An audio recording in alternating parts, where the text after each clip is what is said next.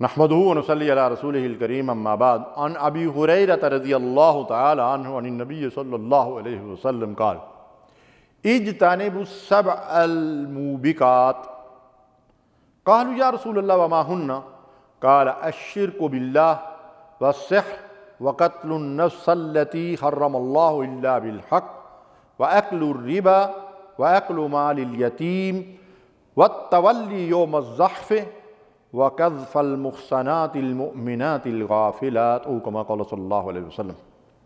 ابو ہریرہ رضی اللہ تعالیٰ عنہ نبی صلی اللہ علیہ وسلم سے یہ روایت بیان کرتے ہیں کہ نبی صلی اللہ علیہ وسلم نے فرمایا کہ 7 ہلاک کر دینے والے گناہوں سے اپنے آپ کو بچاؤ۔ تو ہم نے عرض کیا یا رسول اللہ صلی اللہ علیہ وسلم وہ کون سے 7 ہلاک کر دینے والے گناہ ہیں؟ تو آپ نے فرمایا اللہ کے ساتھ شرک، جادو اور کسی جان کو ناحق قتل کرنا، سود کھانا، یتیم کا مال ناحق اور ناجائز طریقوں سے ہڑپ کرنا، اور لڑائی میں جہاد میں پیٹھ پھیر کر بھاگنا، اور بولی بالی ایمان والی عورتوں پر تہمت لگانا۔ استغفر اللہ الیاذ باللہ، اللہ ہمیں ان کبیرہ گناہوں سے بچائے۔ سب سے پہلا گناہ کیا ہے؟ الشرک باللہ، اللہ کے ساتھ اس کی ذات، اس کی صفات، اس کے حقوق و اختیارات میں سے کسی چیز میں کسی کو شریک کرنا۔ وَلَا يُشْرِكُ فِي حُكْمِهِ أَحَدًا، اللہ کی حاکمیت میں، اس کے حکم میں، اس کے قانون میں کوئی دوسرا شریک نہیں، حکم دینے والا کوئی نہیں، یعنی الحکم الا للہ، حاکمیت کا اختیار اللہ کے پاس ہے، مخلوق اس کی ہے، حاکم صرف وہ ہے، قانون صرف وہ دے سکتا ہے، حلال و حرام کے تقاضے صرف وہ بتا سکتا ہے۔ وَلَا يُشْرِكْ بِعِبَادَةِ رَبِّهِ أَحَدًا، اپنے رب کی عبادت میں کسی کو شریک نہ کرو، کسی سے دعا نہ کرو، کسی کے نام پہ جانور ذبح نہ کرو، کسی کے نام کی قربانی نہ دو، کسی کے نام پہ نظر و نیاز نہ کرو، کسی پہ توکل اور بھروسہ نہ کرو، کسی کو حاجت روا اور مشکل کشا نہ سمجھو، کسی کو نفع نقصان کا مالک مت سمجھو، اللہ کے ساتھ کسی کو شریک نہ کرو۔ ایاک نعبد و ایاک نستعین، جس رب کی عبادت کرتے ہو اسی سے استعانت اور مدد بھی طلب کرو، اسی کی پناہ بھی طلب کرو، اس کے سوا کوئی پناہ دینے والا نہیں۔ یا علی مشکل کشا، یا غوث العظم دستگیر، کوئی مشکل کشا نہیں ہے، کوئی دستگیر نہیں ہے، کوئی حاجت روا نہیں ہے، صرف اللہ۔ تو اللہ کی توحید میں، اللہ کی عبادت میں کسی اور کو شریک مت کرو۔ اور جادو کبیرہ گناہ آج تو عام ہو چکا ہے، وَلَكِنَّ الشَّيَاطِينَ كَفَرُوا يُعَلِّمُونَ النَّاسَ السِّحْرَ، جادو کرنا کیا ہے؟ کفر ہے۔ شیطانوں نے لوگوں کو جادو کی تعلیم دی، کفر کیا انہوں نے۔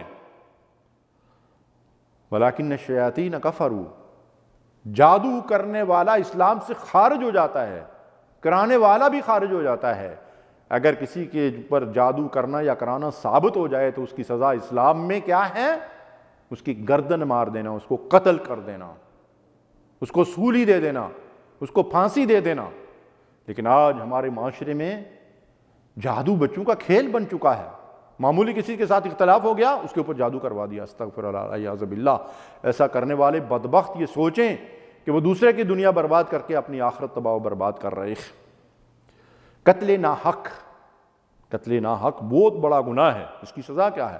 وَمَن يَقْتُلْ مُؤْمِنًا، خاص کر اگر وہ قتل کسی مومن کا قتل ہے، وَمَن يَقْتُلْ مُؤْمِنًا مُتَعَمِّدًا فَجَزَاؤُهُ جَهَنَّمُ خَالِدًا فِيهَا وَغَضِبَ اللَّهُ عَلَيْهِ وَلَعَنَهُ وَأَعَدَّ لَهُ عَذَابًا عَظِيمًا، سورہ نساء آیت نمبر 93۔ اللہ تعالیٰ نے کسی مومن کی ناحق جان لینے کی سزا کیا بیان کی ہے؟ کہ جو جان بوجھ کر کسی مومن کو قتل کرے، ناحق قتل کرے، وہ اس کا ٹھکانہ ہمیشہ کے لیے جہنم ہے، اللہ اس پر غضبناک ہوگا، اس پر اللہ کی لعنت ہے، اور اس کے لیے اللہ نے بہت بڑا عذاب تیار کر رکھا۔ سامعین محترم، آج قتل تو عام سا معاملہ ہے، کوئی بڑا مسئلہ ہی نہیں ہے، لوٹ مار، ڈکیتیاں اور قتل و غارت گری۔ ایک نبی صلی اللہ علیہ وسلم نے فرمایا ایک مومن کا ناحق قتل پوری دنیا کی تباہی اور بربادی سے بڑھ کر ہے۔ نسائی اور بیہقی نے اس حدیث کو روایت کیا ہے۔ اور کسی ایک جان کا قتل پوری انسانیت کا قتل ہے، اور ایک جان کا قاتل پوری انسانیت کا قاتل ہے۔ استغفر اللہ الیاذ باللہ۔ اور پھر ارشاد فرمایا کہ سود کھانا، سود بہت بڑا گناہ ہے۔ سود کے لیے جو الفاظ قرآن میں آئے ہیں، حدیث میں آئے ہیں، ایسے سخت الفاظ کسی اور گناہ کے لیے نہیں آئے۔ وَذَرُوا مَا بَقِيَ مِنَ الرِّبَا إِن كُنتُم مُؤْمِنِينَ، اگر تم واقعی مومن ہو تو سود کا لین دین چھوڑ دو. فَإِن لَّمْ تَفْعَلُوا فَأْذَنُوا بِحَرْبٍ مِّنَ اللَّهِ وَرَسُولِهِ، اگر تم ایسا کرنے کے لیے تیار نہیں ہو تو اللہ اور رسول کا تمہارے خلاف اعلان جنگ. آج ہماری پوری قوم بلکہ پوری امت اللہ اور رسول سے جنگ کر رہی ہے، اس لیے کہ پوری امت کا معاشی نظام سود پر قائم ہے. اللہ تعالی ہمیں معاف فرمائے. سود خواہ بینکوں کا سود ہو، آپس کا باہمی لین دین کے معاملات میں ہو، سود ہے اور وہ حرام ہے. مال یتیم، قرآن مجید کہتا ہے جو لوگ یتیم کا مال ناحق طریقوں سے ہڑپ کرتے ہیں وہ اپنے پیٹوں میں آگ بھر رہے ہیں، جہنم کی آگ، دوزخ کی آگ. بعض جگہ یتیم نابالغ رہ جاتے ہیں اور جو ان کے وارث ہوتے ہیں وہ مختلف ہیلوں بانوں سے ان کے مال کے اوپر قبضہ کر لیتے ہیں.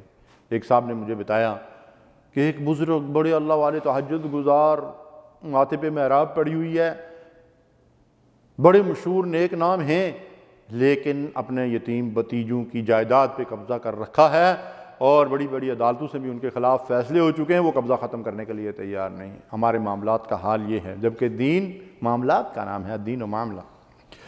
جہاد میں پیٹھ پھیرنا بہت بڑا گناہ ہے. جہاد واقعی صحیح معنوں میں وہ جہاد ہو کہ ایک طرف حق ہو اور دوسری طرف باطل ہو، کفار و مشرکین کے ساتھ اہل ایمان کی جنگ ہو رہی ہو، تو اس جنگ سے پیٹھ پھیرنا جو ہے یہ بھی کبیرہ گناہ ہے.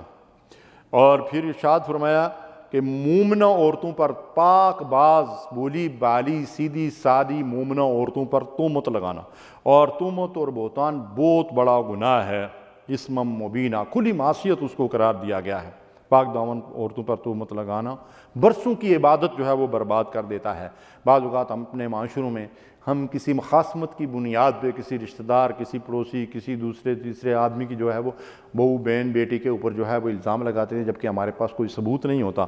زنا کی تہمت کسی کے اوپر لگانے والے کو 4 گواہ لانے کے لیے کہا گیا ہے، اگر وہ نہ لا سکے تو اس کے لیے 80 کوڑوں کی سزا ہے اور وہ فاسق قرار پائے گا اور کبھی بھی اس کی شہادت قبول نہیں کی جائے گی.